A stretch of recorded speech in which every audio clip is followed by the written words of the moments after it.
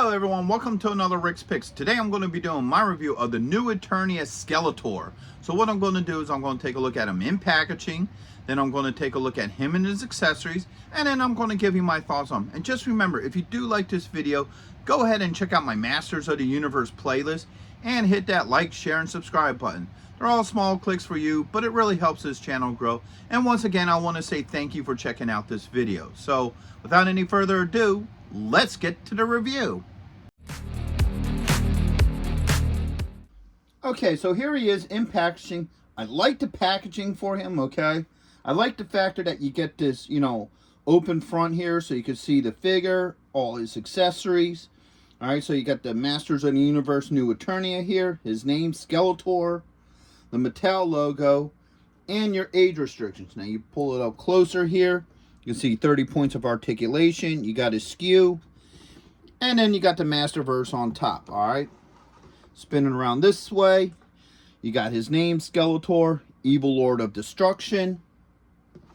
One more spin. You get this really cool picture of him. I like this art for this. That looks really neat, really dark. You got the new Eternia here. Original design inspired by classic concepts.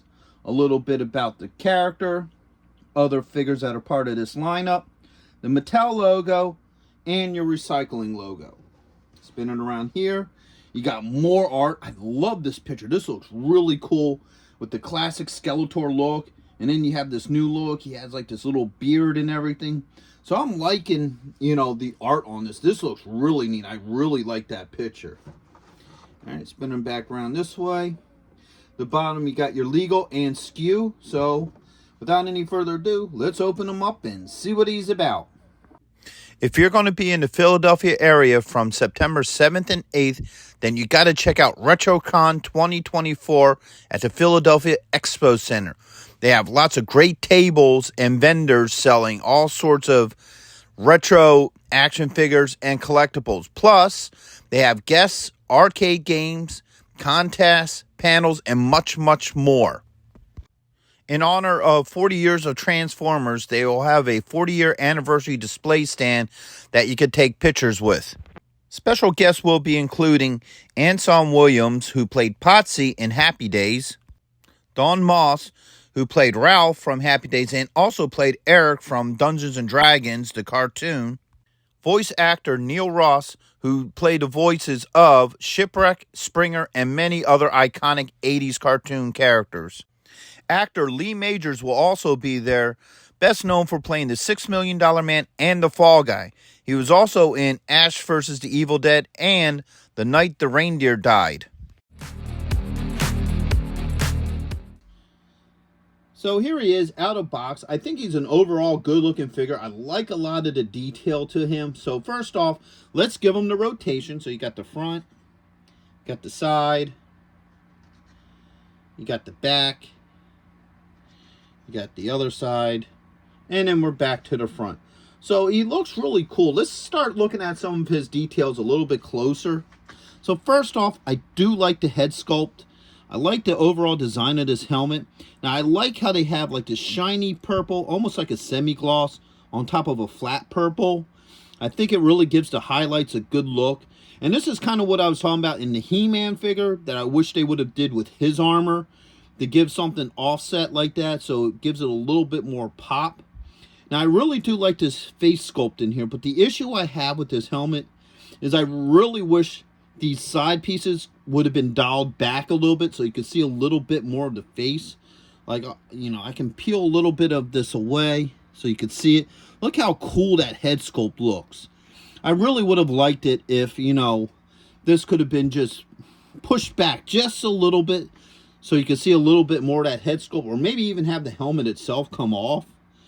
But that's kind of a tragedy because of the factor I would have liked to have seen more of this head sculpt. I think this face looks really cool, and it just really gets, pushed to the back burner by the way how this helmet is designed. I think if these would have just came back just a little bit more, he would have been a cooler looking figure. But that's just my personal opinion. So now if you look at his armor, you can see once again that shiny purple, that semi-gloss on top of a flat.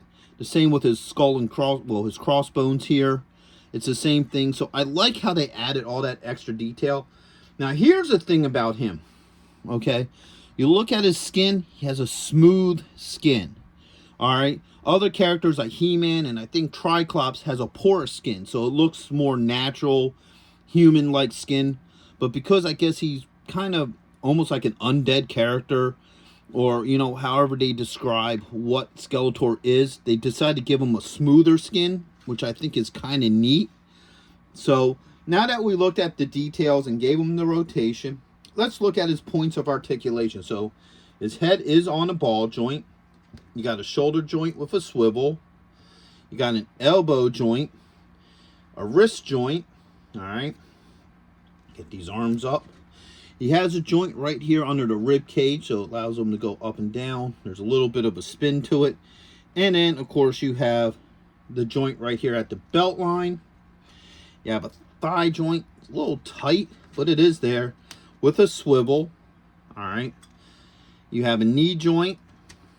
You have a swivel right here at the top of the boot. And then you do have an ankle joint. So he does have a good amount of points of articulation, which all these figures for the Eternia line does. They boast the fact that they have 30 points of articulation. So, you know, that's one of the things they were really promoting with this line is articulation. But overall, so far, I think he's a great looking figure.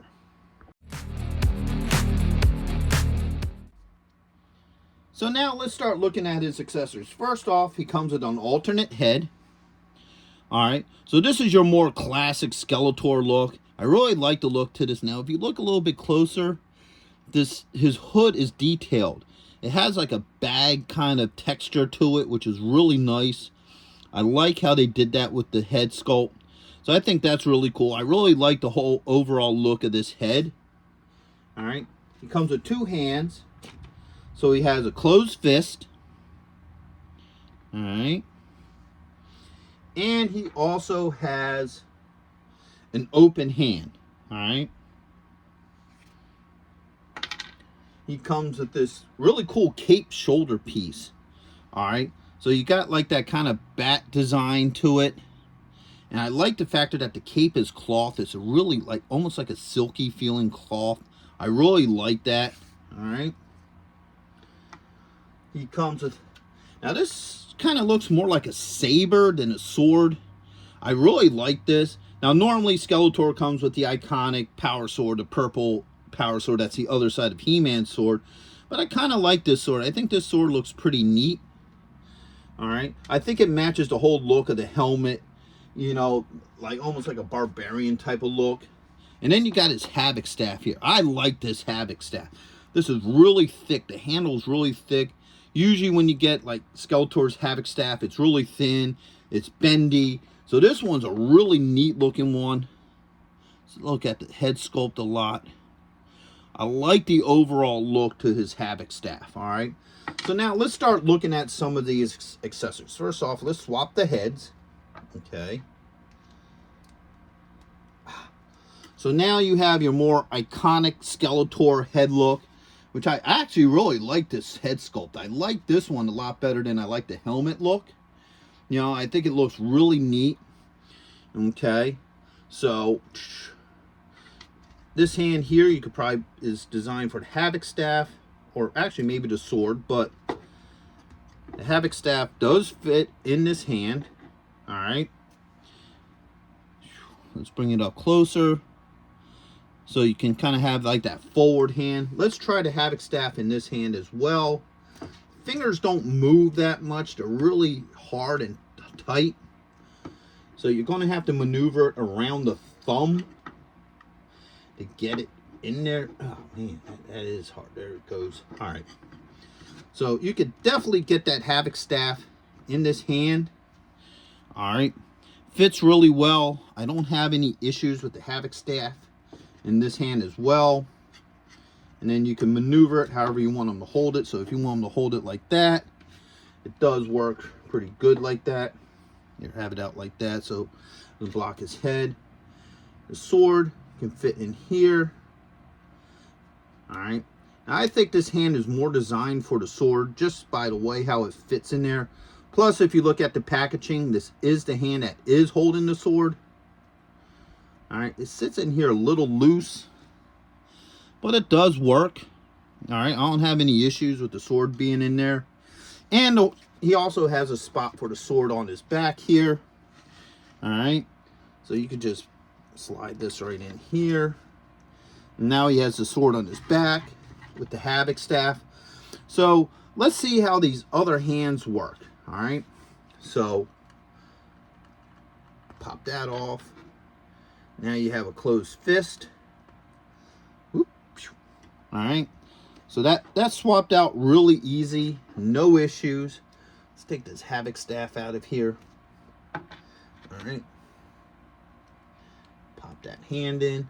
So the hands swap out very easily. I don't have any issues with any of the parts swapping out. All right, so last but not least is his cape. All right, so let's get the sword out of there real quick. Hold on. There it goes. All right, so this fits on really nicely. All right, it just slides over. You know, no issues with that. The cape flows really nice. So let's look at it from the back.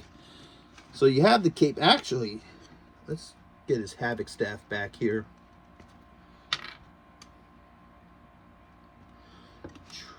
So there we go. Now he has this piece on. He has the Havoc staff. I really like this look right here. Me personally, this is the look I'll go with because I really like this overall look. I think this looks really neat with him, with the classic look, and the Havoc staff. The other helmet's neat and all. I kind of like it, but I do feel like it does cover up the face a little bit more than it should. But this is definitely the look I personally will go with my Skeletor. So overall, I really like him. I really like the detail to him. I like the overall look to him. I definitely like how thick the Havoc staff is. I find that really cool. It's a really nice attention to detail. The overall look to it, I mean, it has like really nice weight to it. All right. All his points of articulation work really well. They're not super loose, but they're not so tight to where you need heat or something to get them on. The sword is pretty neat. All his body parts switch out pretty well. The head, the hands, and so forth. All right. The only flaw I really have with him is his alternate head with the helmet. I feel like those panels should be pushed back a little bit more so you can see the head sculpt a little bit better. But overall, I think he's a great character, and for the price point you get him at too, because I believe this is like a $25 action figure. You know, he's definitely worth that price. You know, like I've seen figures that are, you know, a lot more expensive that aren't as nice as it is. So overall, I really like this figure. I think he would go great with your Masters of the Universe collection. So with that being said, I hope you guys did like this review. If you did, go ahead and check out my Masters of the Universe playlist and hit that like, share, and subscribe button. They're all small clicks for you, but it really helps this channel grow. And I just want to say thank you for watching this video. It is much appreciated. So until the next one, late.